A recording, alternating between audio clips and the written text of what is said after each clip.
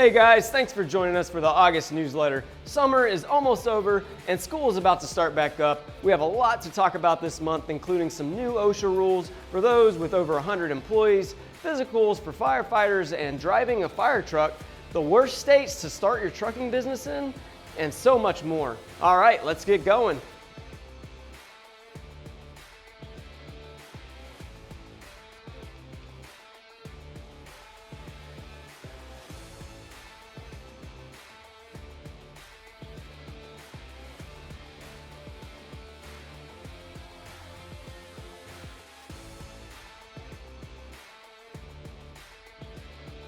In Pennsylvania, the trucking industry is fighting some very strict emission standards that are ultimately being set by CARB. If you don't know about CARB, it stands for the California Air Resources Board. It started because of the 1970 Federal Clean Air Act, which gave California the unique power to design its own vehicle emission standards to deal with the smog issues around Los Angeles. Basically, CARB was created to manage the emissions rules and regulations. With that said, all states, except for California of course, have two options when it comes to emission standards. They can either adopt California's stricter rules or they can use the federal rules. As for Pennsylvania, in a regulation from nearly 20 years ago, the Pennsylvania Department of Environmental Protections adopted CARB's emission standards for diesel-powered vehicles weighing over 14,000 pounds. As a result, anytime CARB revises its rules, Pennsylvania's heavy-duty diesel emissions control program automatically updates to adopt the California rules. If you have questions or concerns at any time on how these emission standards will affect you, you can contact us at info@cnsprotects.com or just fill out the form below. Now, there's a lot of controversy around Pennsylvania's rolling absorption of California's emission standards, so much that the PMTA, along with 4 of its members, are suing the government to stop it. Rebecca Euler, the president of the Pennsylvania Motor Truck Association, said, "And why a state would turn over its own legislative and regulatory authority to another state just doesn't make much sense to me." Rebecca did have a lot more to say on this subject on our podcast, Caution Wide Right. To hear what she had to say, just click on the link above. So what's going on with CARB now that is causing havoc, and how is it affecting the Pennsylvania trucking industry? Well, in August 2022, CARB adopted a 2020 executive order from California Governor Gavin Newsom, which was focused on a goal of zero emissions by 2035. To achieve this, it was proposed that they rely heavily on the different types of electric vehicle technology that meet the air quality and climate change emission standards. In addition, there would be more stringent standards for gasoline vehicles and heavier passenger trucks, or diesel vehicles. With the recent changes to the California Code, more stringent emission standards were put in place for model years 2024 to 2031. And for Pennsylvania, this would mean that the advanced regulation would require every truck sold in Pennsylvania to be zero emissions by 2045. For now, the Pennsylvania DEP has suspended these new standards and extended warranty changes, but they do plan to start enforcing them with vehicles and engines for model year 2027. So how will this hurt the PA trucking industry?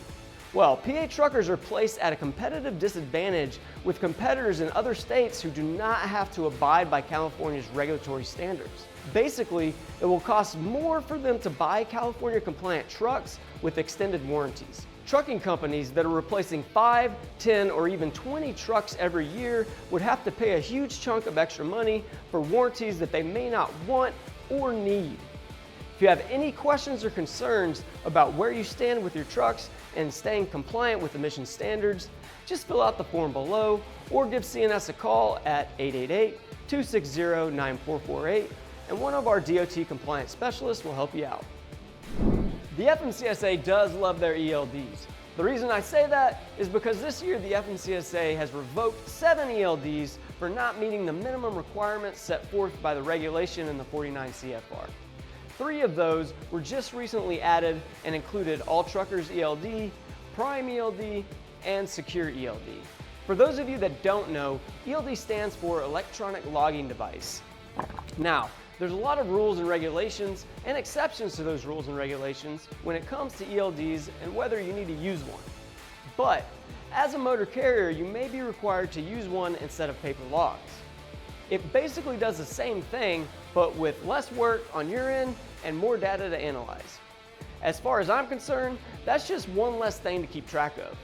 If you have questions at any time about ELDs or record keeping, you can contact us at info@cnsprotects.com, or you can just fill out the form below.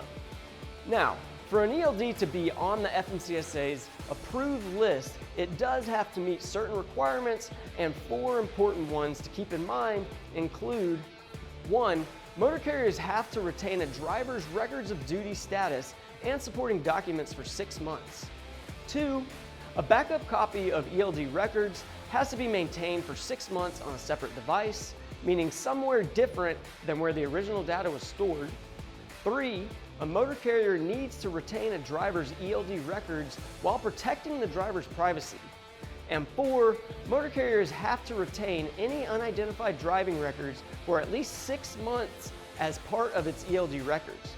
Also, they need to be able to make them available to authorized safety officials upon request. Another important aspect to keep in mind when it comes to record keeping are daily vehicle inspection reports, or DVIRs. DVIRs are required for certain parts and accessories of the vehicle and must be done at the end of each workday. Now, don't forget to grab your DVIR reports if they are backed up on a telematic device. A copy of the DVIR records needs to be kept at the place of business or where the vehicle is housed for at least 3 months. If you are already overwhelmed, don't worry, there's more. Yes. I know, it's a lot. Now you understand my comment earlier. Doing all of this electronically is just easier and it's less to think about. In addition to GPS record keeping requirements, which are different in each state, there are also 2 agreements that have specific record requirements. They are the International Fuel Tax Agreement, or IFTA, and International Registration Plan, or IRP. IFTA and IRP both require detailed mileage distance and records for each individual vehicle. So there are some data points that you will want to pay close attention to when using your ELDs for this purpose, which include date and times, the odometer reading, ECM reading, and/or latitude and longitude readings. IFTA records must be kept for 4 years from the date the tax return was due or filed, whichever is later, and IRP vehicle mileage records must be kept for 5 years. However, IRPs need to be summarized monthly, quarterly, and annually by fleet and state or Canadian province. If you want all the details, you can read the full article or just get in touch with us with any questions. Just fill out the form below or contact us at info@cnsprotects.com or call us at 888-260-9448. Now that you are aware of everything you need to keep records of, why do you need to do that? Well, if you get audited by the DOT, you need to be able to produce records within 48 business hours or by the audit date. This means you need to be extremely organized. ELDs can help with that organization, and so can CNS. Our DOT licensing specialists will make your interaction with the government authorities easy, fast, cost-effective, and with the least amount of stress as possible. Here at CNS, we are partnered with Pedigree and believe that their OneView platform is a great product with the best technical support. It will improve efficiency and streamline your operation. We also offer a long list of DOT licensing services, including obtaining DOT numbers, MC authorities, vehicle registration, and so much more. If you're interested or have questions, just fill out the form below. We can help you out. Did you know that insurance providers notice how your company policies are written and followed by management? No! If your answer to that question is no, then let me tell you that our commercial insurance specialists here at CNS Insurance would highly suggest that you take a closer look at your fleet's company policies. They can be your first line of defense against litigation when accidents happen. The safety compliance officer at your company is there to help drivers and employees follow these policies, as well as update them when there are changes made to state and federal regulations. The main problem with these policies is that if they are too strict or too simple, it can hurt your company. You need to find the right balance. So, do you have a safety manager or a safety director? Yes? No? Maybe so. Well, if you do, does that safety guy even have the time to manage all their duties? No! Most carriers start looking for a full-time safety manager when they have 20 to 30 drivers. However, their day-to-day tasks often bury other important duties if there are more than 50 drivers. If policies are the shield for your company, it is the safety manager who makes that shield strong. It is their job to build safe operations, screen new and current drivers, decide on adding or using safety technology, and grow the company's safety culture. They often also help with insurance renewals, litigation, and real-time driver risk management. They can become overwhelmed very quickly. This is why we highly recommend a third-party compliance company to manage parts of their duties so they can focus more closely on managing the drivers. This can include taking over basic tasks like the management of drug testing, policy updates, mock DOT audits, pulling important PSP reports, DQ file management, and so much more. If you need this kind of help, just fill out the form below or give us a call at 1-800-724-5523 and we can put you in touch with one of our DOT compliance specialists. Now, let's talk a bit about how policies can affect safety and risk management. In one of our recent podcasts, Andrew Walker, the safety director of Shipley Energy, said, when you're talking about risk management and the litigation side of it, as important as the regulations are your company policies. Because if you don't follow your company policies, you make yourself negligent. Civil standard for negligence is known or should have known. So the question that we have to ask each other all the time, and Matt and I, we do this exercise. Hey, did you know or should you have known that this guy's a problem? Because if you have to answer that under oath, then guess what? We're going to be negligent. Our policies have to be clear. There's an art to writing a policy that gives you a little bit of wiggle room. Right. We use very little wills and a whole lot of may. Right. Very little we will terminate you if, and a whole lot of we may terminate you if. That way, if we decide not to terminate somebody, we haven't violated our policy. Now, let's look at a hiring example. Let's say you hire a 21-year-old and your company policy states only to hire someone 22 or older. Then, years later, they get into an accident and kill someone. A good plaintiff attorney will look at your policy and say you should never have hired them in the first place. This leaves the company negligent because they should have known that this risk was avoidable according to the policy. So what's the lesson here? Well, it's easy in this case. Just follow your own rules. So what are the most common issues with policies? Well, the most common ones are that the policies only follow minimum requirements. They're too lengthy, they're too strict, or state or federal rules changed and the policies were never updated. Let's address each of those issues individually. Issues arise with minimum policy requirements when insurance agencies measure your fleet risk. If they know everyone is using a certain process or using a certain safety technology, they expect you to have those bare minimums because litigation attorneys will grill you in a deposition. As far as preventing lengthy and strict policies, safety managers should have policies that cover general rules along with an established and documented process on how the company handles policy violations as they come up. For example, let's say you have a driver with 1 million accident-free miles and they were just involved in a serious accident. If you have a strict policy to terminate the driver in this situation and you don't, you are at risk of being negligent, even if this was your best driver. A couple of tips here would be to use the terminology may terminate as opposed to will terminate in your policies, and to establish a driver training program which will help prove a strategic approach to preventing mistakes in the future. Lastly, if state and federal rules change, which happens often, you just need to stay on top of updating your policies. We handle all of this for a lot of our clients, so it's a simple and regular process for us to update policies, monitor CSA scores, handle insurance claims, DOT audits, and so much more. We even built multiple DOT compliance programs around it depending on your company's needs. Our PSM Safety Director program is our most comprehensive program and is meant to operate as your company's offsite safety director or to assist your current safety personnel. If you're ready to get started or would just like more information on how you can start being more proactive with your compliance, please reach out to our CNS compliance team by either filling out the form below, calling us at 888-260-9448, or emailing us at info@cnsprotects.com. When it comes to commercial truck insurance, location is critical, and reducing your insurance costs requires looking at your operation the way an underwriter does. And one thing that underwriters are looking at is what state you're doing business in. As of right now, the worst states to get commercial truck insurance in are California, Ohio, New Jersey, and New York.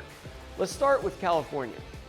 According to a recent trip report, California is at the top of the list for congested urban interstates and ranks the highest for most daily interstate travel per lane mile.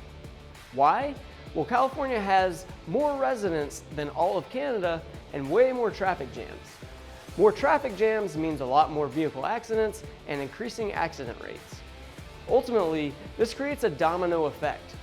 More traffic jams leads to more claims, which leads to more payouts on claims, which can lead to the insurance companies taking a loss.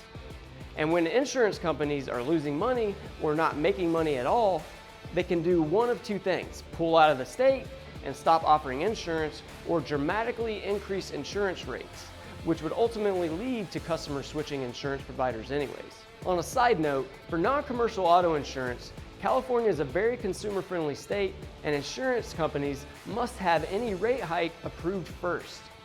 Recently, Progressive was asking for more than a 19% rate increase, and they are also requiring a minimum down payment of 50% for new entrant carriers in their California commercial auto, business auto, and contractor programs. Many other insurance companies like State Farm, Allstate, and Farmers were also asking the California Department of Insurance for a nearly 7% premium increase. If you want CNS Insurance to get you a quote in California, unfortunately we can't. California is one state we do not write in because we are required to have a physical office there. But if you have questions or need an insurance quote for a state we do write in, you can contact us at info@cnsinsures.com or just fill out the form below and we can help you out. Next up is Ohio. Ohio is known as a state that regulates the insurance industry the most compared to any other state, and they also constantly rank among the highest in trucking vehicle violations for light issues and maintenance issues. In addition, there are 3 major cities: Cincinnati, Cleveland, and Columbus. And large cities come with a lot of traffic and congestion, which ultimately leads to increased insurance rates, especially around the metro areas. Another interesting fact about Ohio law is it requires all businesses with employees to carry workers' compensation insurance. Big deal, right? A lot of states require workers' comp. Well, apparently Ohio has a unique law that prohibits businesses from purchasing coverage through private insurance carriers. Vicarious liability is another legal rule for insurance companies to overcome in Ohio. For example, say a truck driver acts out of negligence and injures someone.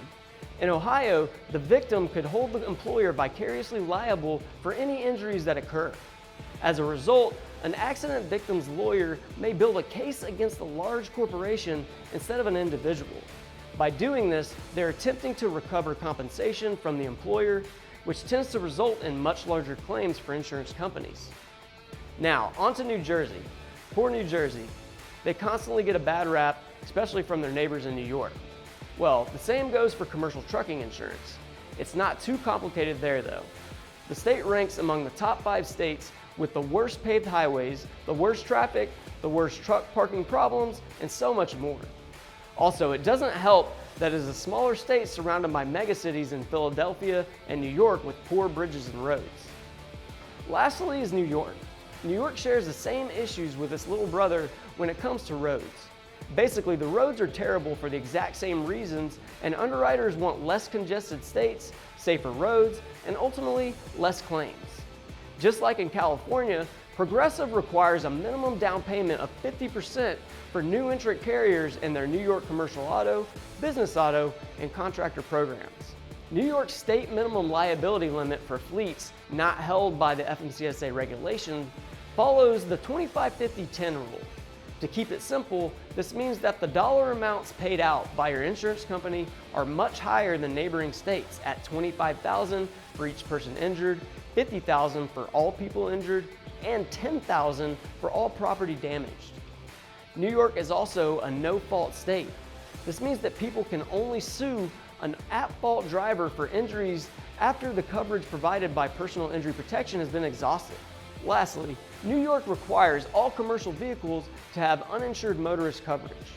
This insurance helps pay for the medical expenses that result from injuries caused by an uninsured driver or a hit-and-run situation. If you have questions about your coverage in any of these states or would like to shop your insurance, you can fill out the form below or give CNS Insurance a call at 1-800-724-5523 and one of our commercial insurance specialists will help you out. What do you know about your insurance agent? Can they be trusted?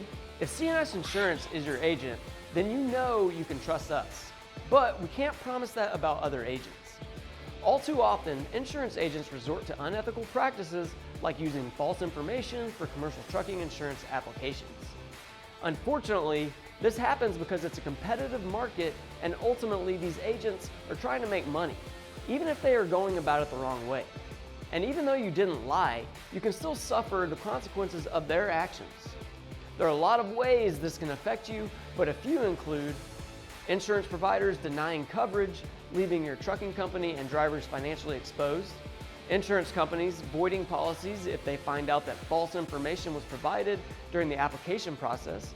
In these types of cases, any claims that were filed could be rejected, making the insurance coverage worthless.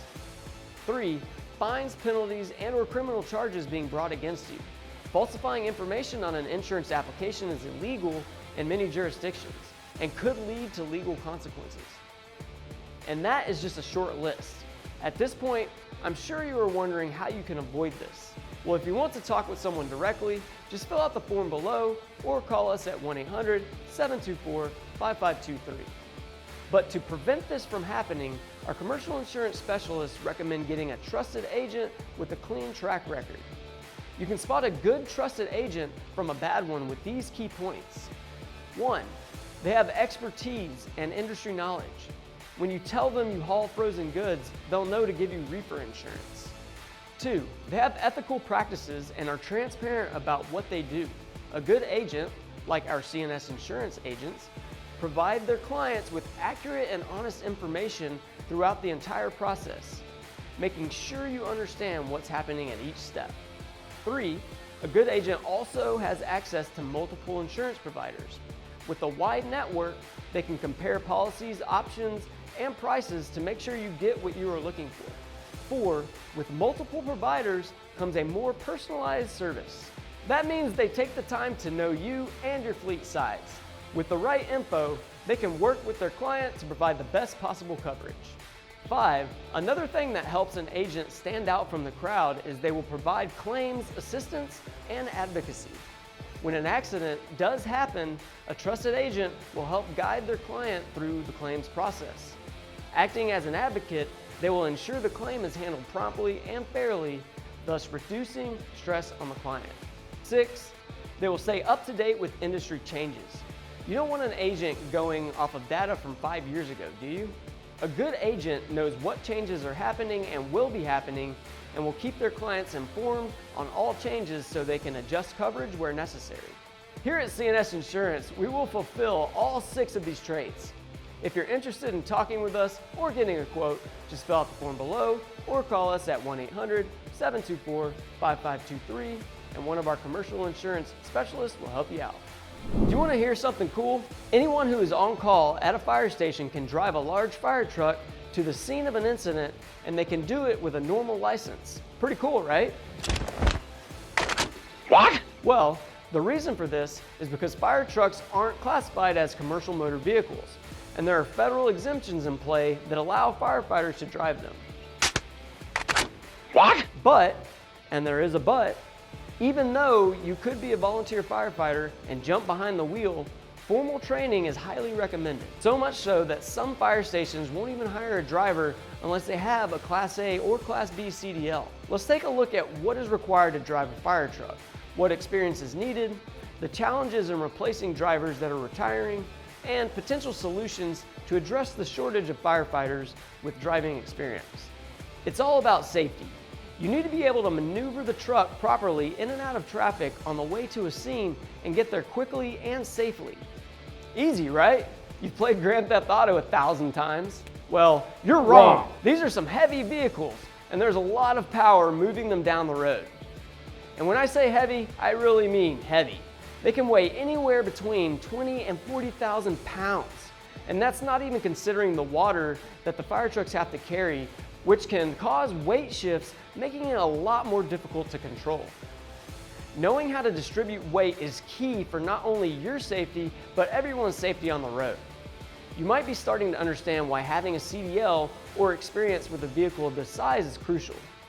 On a side note, if these vehicles are driving down the road with sirens on, you better move over. In addition to it being the law, you don't want to get in the way of one of these trucks and get crushed.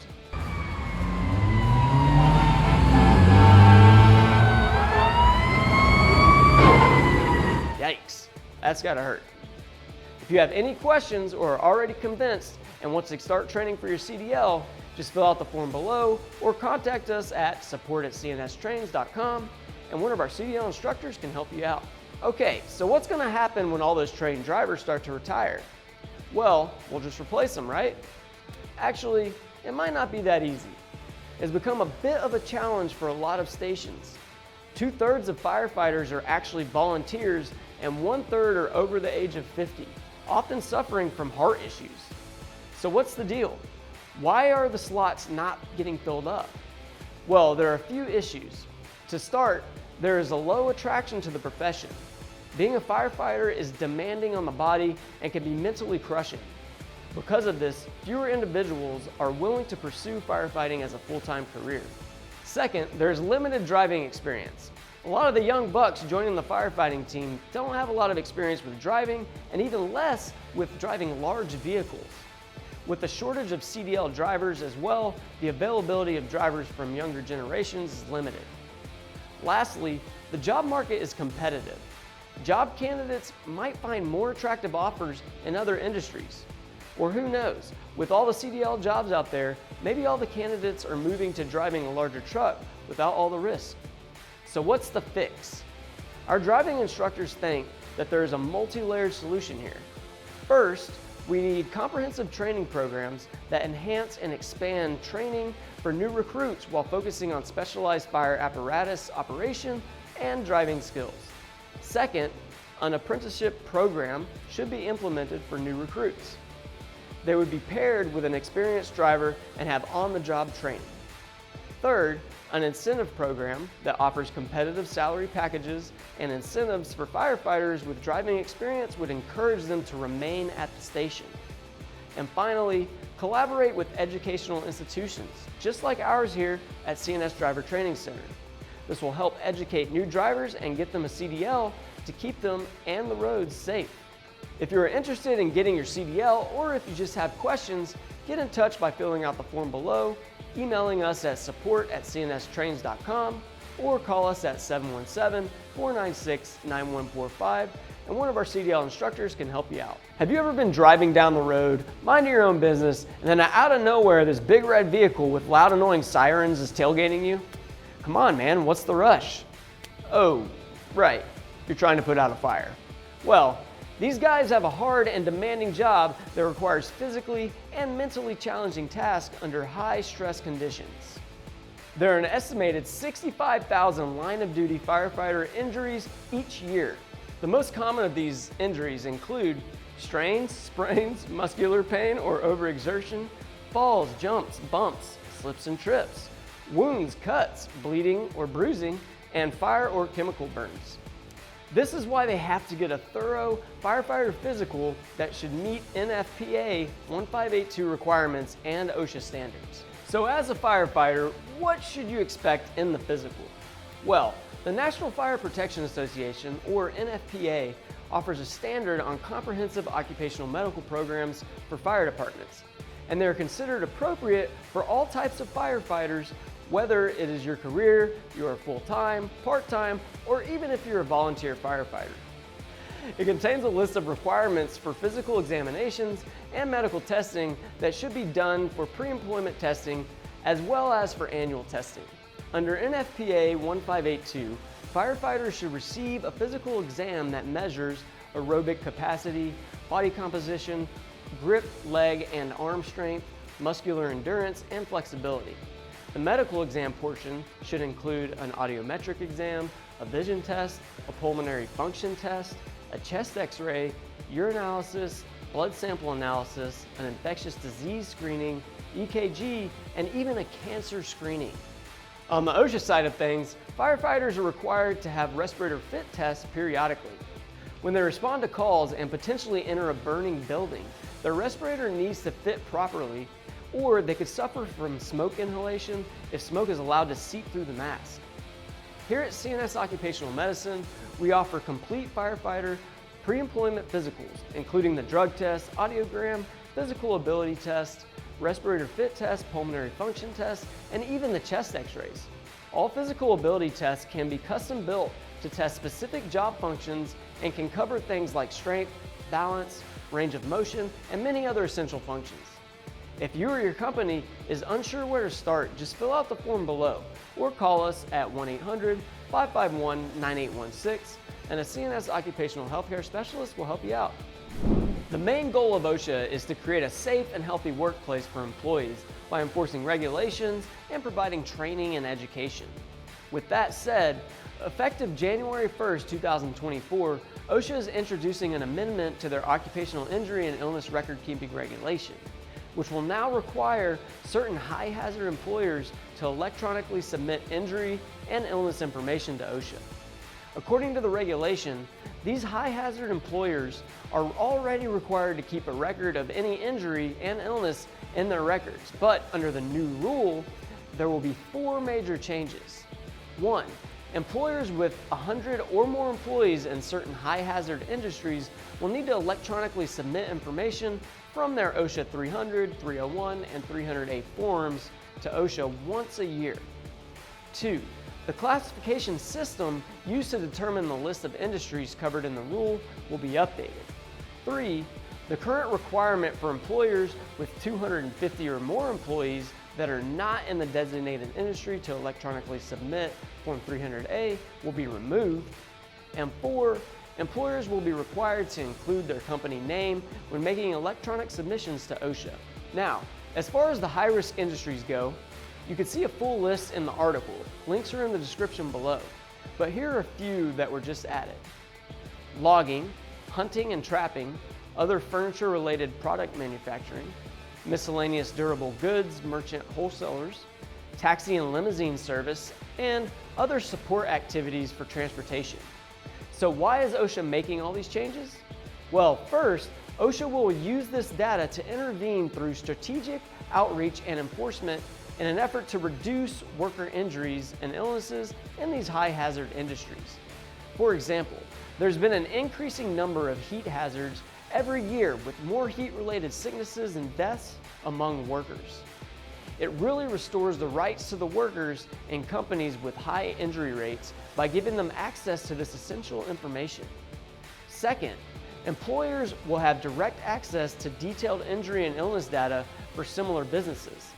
With this information, they can compare and set benchmark safety performance standards and even improve safety programs. Lastly, workplace safety consultants and professionals will be able to use the data to improve workplace safety and health. If you or your company is unsure where to start, just fill out the form below or call us at 1-800-551-9816 and a CNS occupational healthcare specialist will help you out. Believe it or not, you spend about as much time at work as you do at home. No. And if you work in an environment that has potential safety hazards, it is important to be aware of them and protect yourself from these hazards. Wait! There are a lot of hazards that you could run into if you work in construction or factories, but for now, let's just focus on poor air quality. Poor air quality, whether it be indoors from machines or tools, dust from mechanical processes, outdoor pollution, or even gas exposure, can all have severe consequences for workers. As an employer, you probably already know that focusing on preventing these safety hazards is key to protecting your employees and reducing your OSHA 300 logged injuries. So why is air quality so important in the workplace? Well, it's a silent threat that many in the industry tend to overlook and don't do anything about until the damage is already done.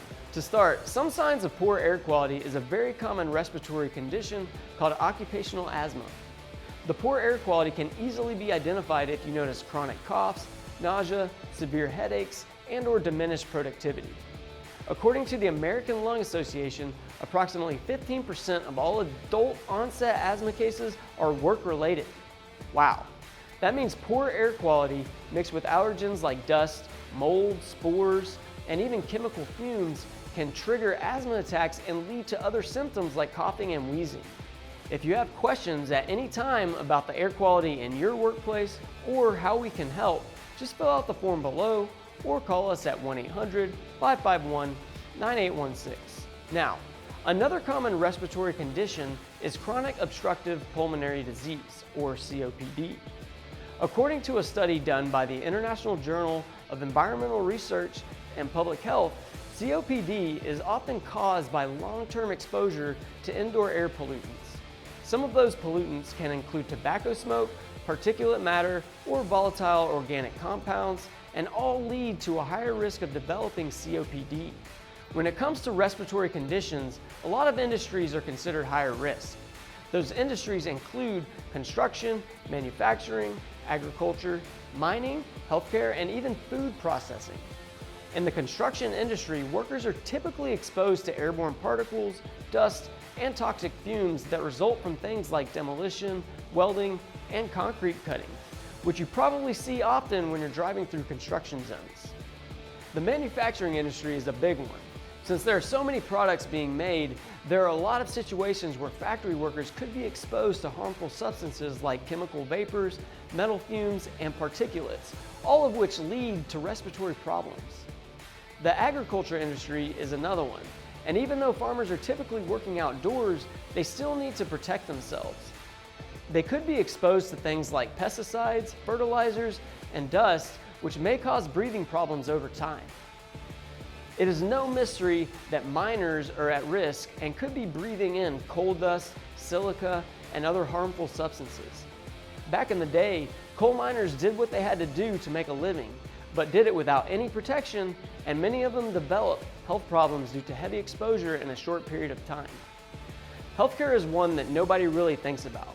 These medical professionals could find themselves breathing in pathogens, biological agents, and hazardous drugs, all of which require some sort of respiratory protection. And finally, we have the odd one out, food processing. You wouldn't necessarily think it, but employees around flour mills and bakeries can often deal with poor air quality. So, as an employer, what can you do to limit the risk of poor air quality? For starters, you can reduce air pollution by making sure you have adequate ventilation in work areas, which will make sure all emissions are being dispersed properly. You could even go as far as installing an air filtration system with high-efficiency particulate air filters. A proper airflow or ventilation system can make a huge difference. From controlling dust to reducing gases, it all boils down to using the right technique to limit or eliminate exposure. For dust exposure, it could be the implementation of exhaust ventilation systems near the machines that are generating the dust, or even using wet suppression techniques, which consists of spraying water into the air that would weigh down the dust particles. For gases, after implementing a gas detection system, ventilation systems or ensuring proper airflow are crucial in reducing the concentration of the gases. In many of these workplaces, a respirator would be necessary. And if you have employees wearing respirators, they will need a respirator fit test to ensure a proper fit. If it doesn't fit properly, the mask would still be allowing all those harmful airborne particles to sneak by, and ultimately, you would end up breathing them in anyways. Now, respirators are on the prevention side, but what about the response to an employee injury? Well, when an incident occurs, a triage nurse can be your first contact. Here at CNS Occupational Medicine, we are staffed up with nurses that can help workers determine the best course of action after an injury by providing self-care instructions or directing the worker to an appropriate level of care. If you or your company is unsure where to start, or if you just have questions, just fill out the form below or email us at info@cnsocmed.com, or you can call us at 1-800-551-9816 and an occupational healthcare specialist will help you out. Well, that's it for this month. I hope you learned something. If you have any questions, give us a shout and we'd be happy to help. We'll see you next month. Take her easy. That was easy. Yes.